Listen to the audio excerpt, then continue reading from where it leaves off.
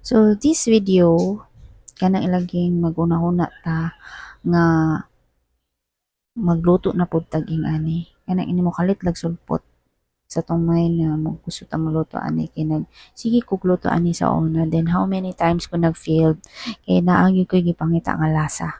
Na ako gipangita nga angkop sa panglasa sa jar. Kanang mga ingana nga word.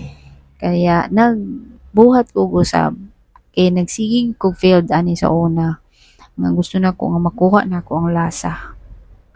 So this time ako gyud siyang or gi-imagine pa nako primero din ako siyang gibuhat.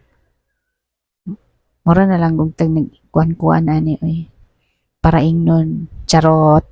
So gibutangan na nako siya og onion, then lemonsito, then tong lemonade, then gibubutangan og paminta.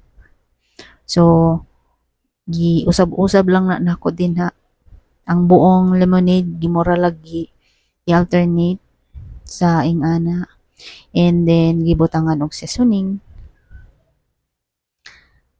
para mo kuan mo parat-parat kamay o gituyok-tuyok kay para mabutangan og seasoning ang buong chicken. Murag gipatuyok-tuyok lang gud nato na siya din ha oy para ingana. Then gibutangan na nako na siya tanglad sa sulod. And then last is the oyster sauce. Wow. Gamay lang good, mura lang good na siya og kuan. Pero anything else wala jud nay bitsin or unsa din ha. Kay wala gyud ko nagabutang ana. So murag ingana lang gid siya gibabad, then curious pa ako kan murag walay ano gamay, wala siya mosulod sa ilalom gamay nga lasa. So gibalik na ko butang ang asin, gamay lang gid kayo. Total iodized salt na. So gibabad siya gamay.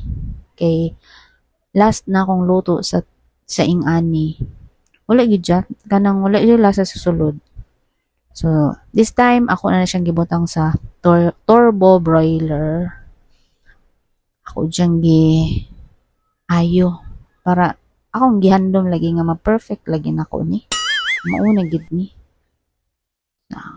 So ako siyang gibutang na akong akong tinimpla gi-marinate, so ako na siyang gibutang din ha. Isulod na ako na siya din ha. Then tuplok-tuplok pa na kay nakalimot lagi anang dugay na nakatambak nakalimot nag-on unsaon. So diya ni siga na diya na siya nagsiga-siga na siya din ha. And then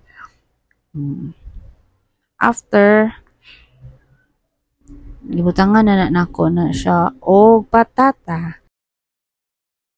2 hours later. Wow. 12 seconds later.